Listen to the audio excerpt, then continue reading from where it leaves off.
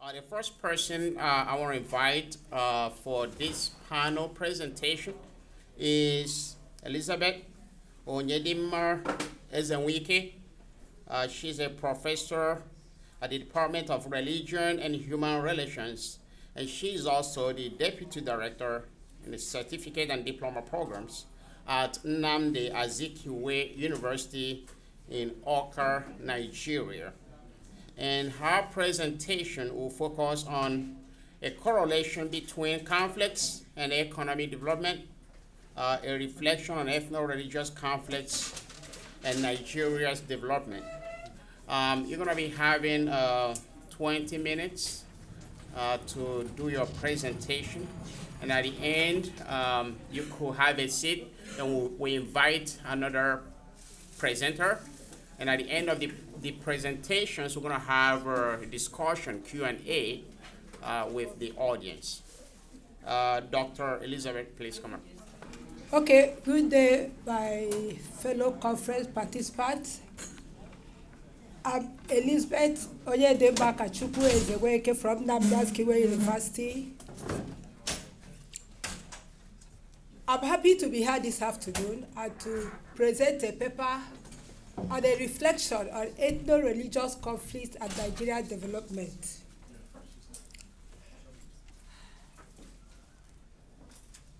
Before I go on, as a matter of introduction, the issue of conflict in Africa as a continent, especially in Nigeria, has become a recurring decimal, and this has a great effect on development. Nigeria is for Nigeria, ethno-religious conflicts continue to increase, and this conflict arises due to the nature of Nigeria as a country, because Nigeria has multi-religious bodies, and this also attached to ethnicity. So Nigeria is purely a country you can talk about ethno-religious conflict, because many of the conflicts we are experiencing in one way or the other are linked together because of the division or the ethnicity we have in Nigeria. However, we can talk about, many people have talked about the various stages of conflict we have in Nigeria. Here I quoted Ugoji 2016, who categorized this in 3 different categories. And when you go into finding out the causes, you may find out that there is a common denominator that is causing this ethno-religious conflict. According to him, he has 3 phases: 1914 to 1945, 1945 to 1966, and again 1966 to 2016. This paper, we just study the period between 2010 and 2019. This is because when we go on, we find out that after the death of Yar'Adua as the president of Nigeria, Jonathan Goodluck became the president of Nigeria, and this led to a new form of conflict in Nigeria because of shift of power from the northern state to the eastern state. A different kind of conflict emerged. So when this shifted, when the seat of authority shifted, because Nigeria is a country where some people feel, or a particular ethnic set feel, that the power belongs to them. So when accidentally Yar'Adua, who is from the east, become the president of Nigeria, there become a new form of conflict, which has taken many lives and the destruction of many properties. So in the language of the famous Nigeria novelist, I said that since then, I mean Achebe, since then, things have fallen apart in Nigeria and the center can no longer hold. So the major issue of this conflict is religious differences. However, you cannot talk about religious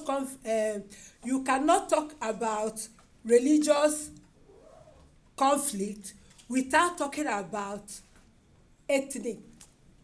This is because the northern Nigeria is mainly occupied by Fulani and Hausa people who are mostly Muslims. After them, we have the area we call the Middle Belt. This Middle Belt is a mixture of the Muslim and the Christians. While the West, occupied by Yoruba, is also a mixture. But the eastern part is purely Christians. So you see, because of this division, you cannot separate ethnicity from religion. So any conflict is ethno-religious. Unlike some country where they have purely religious conflict or ethno conflict. So, having said this, we find that as we go on, I have a brief review of literature, because in this paper, there is already numerous literature, research work on the impact of conflict on development. When I checked, I had up to 15 papers that are talking about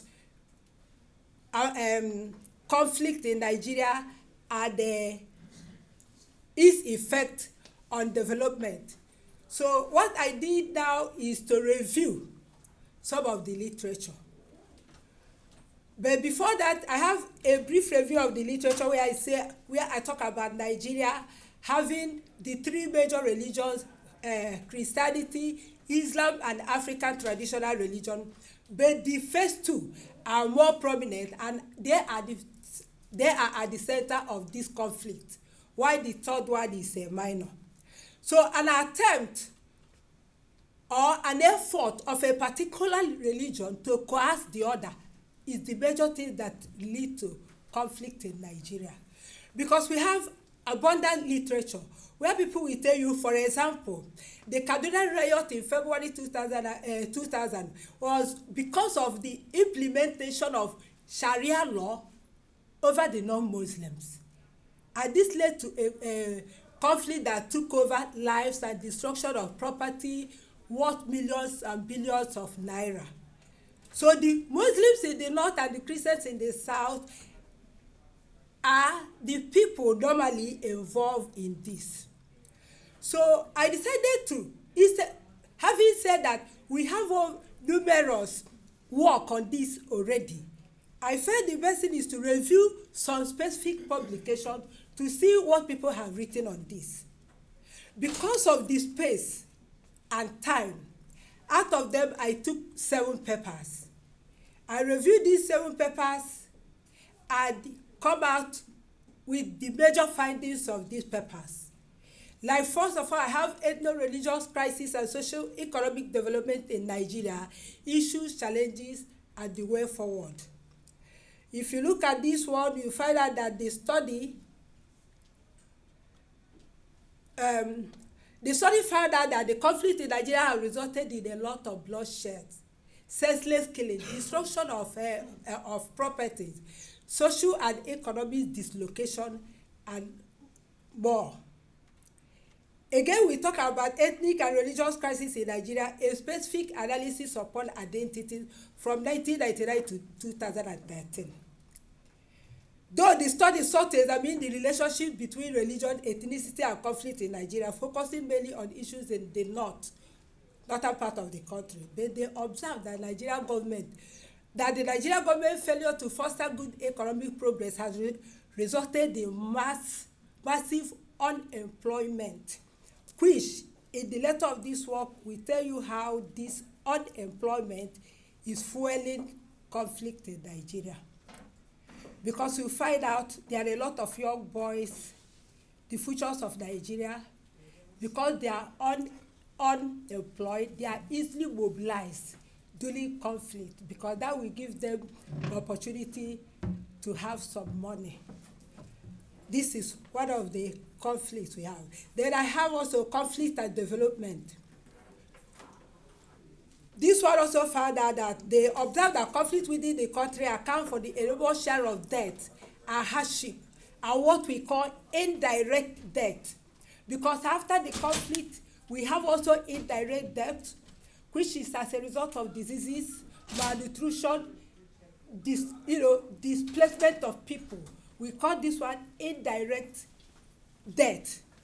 After the conflict, people continue to die because many people are displaced, some are killed, so we lose the breadwinners of the family. I have impact of social crisis on economic development again, a theoretical evidence from Nigeria. They also observe that victims of ethno-religious conflict are forced to abandon their economic activities to take refuge in refugee camp, where for a long time until they find a new place. And at this point, the manpower for the production is highly reduced.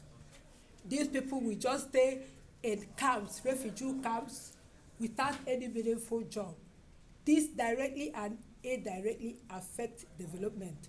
For example, in one particular locality in Wokari, it is said that they have up to 13 camps for people displaced.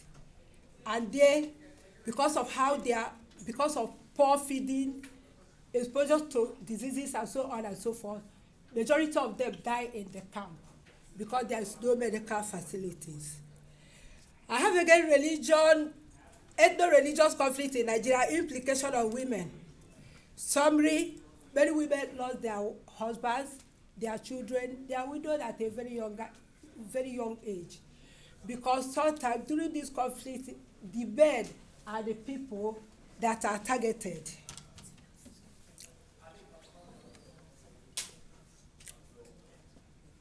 And so on and so forth. Let me quickly rush to, I will come back to summary of this term.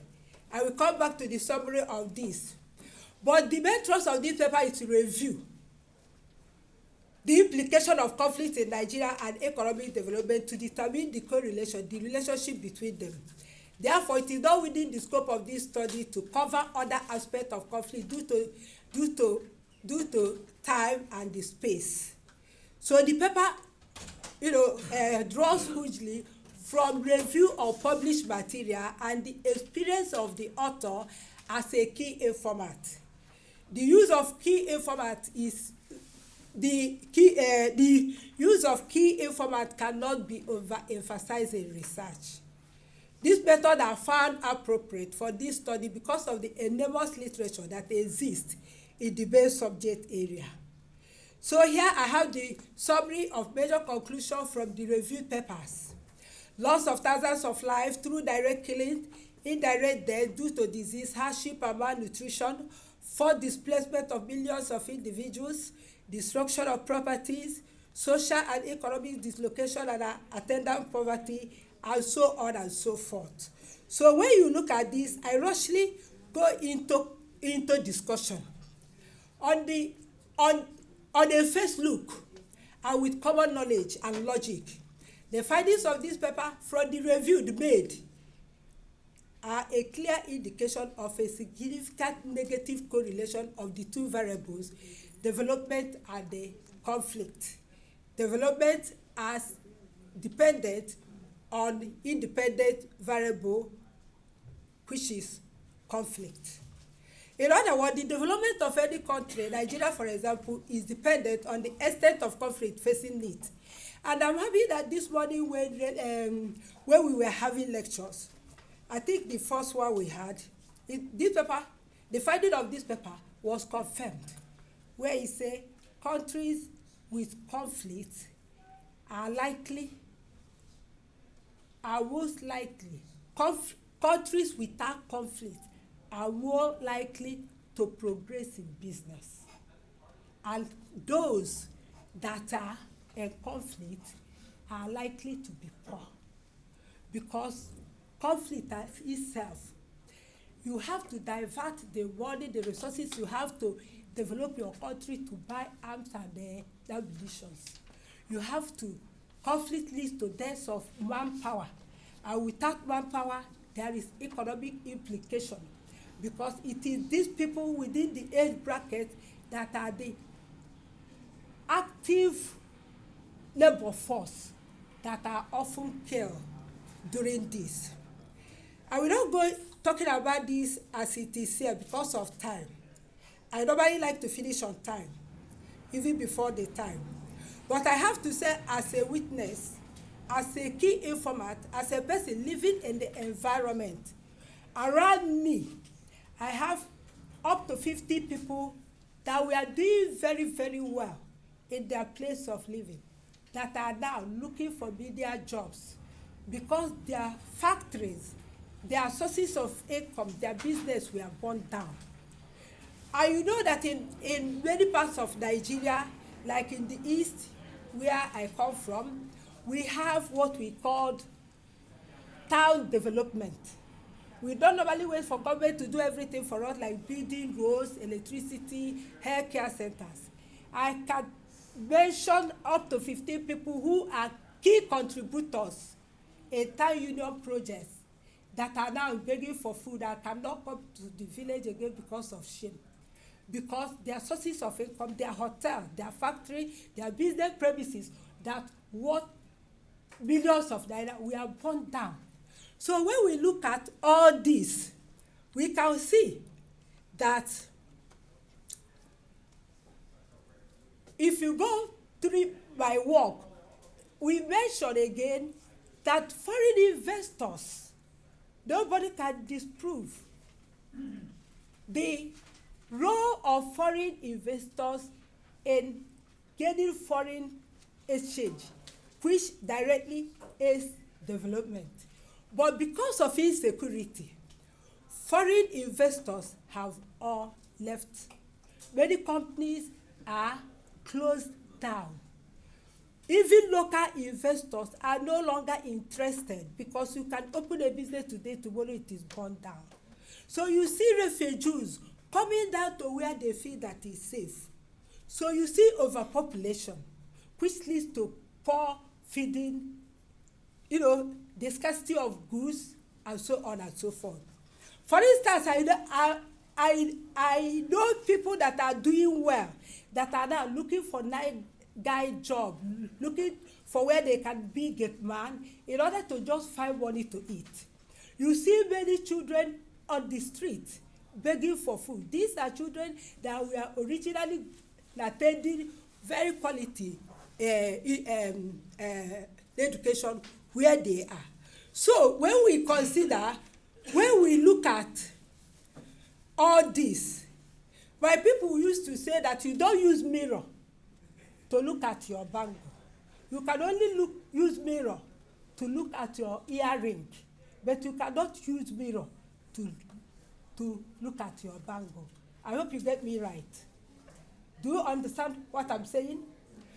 With all these indications, destruction of the properties, killing of labor force, displacement, and so on and so forth, you find out that automatically that development is not only stagnated, but regressed. So the summary of this paper is that conflict in Nigeria have not only stagnated development in Nigeria, but have regressed it. However, this paper has some limitations. Because of time, because of the space, because of fund, it would be better to put some pictures of factories, hotels, business centers that were burned down in different parts of Nigeria. It will be better that you see pictures of killings where human beings are raped and buried in a common hole. They dig a big hole and put all of them there. It would be better if you see oil, palm oil producing company that worth billions of naira that is not working now. It would be better if we pick pictures of even oil company that we have burned down, and the foreign workers there have all gone. Only the cost of the building that we have burned down will tell you that the conflict in Nigeria is not only stagnated, but it is regressed, because there are things we had before that we don't have that, and we don't have time to have, we don't hope to see again. Thank you for listening.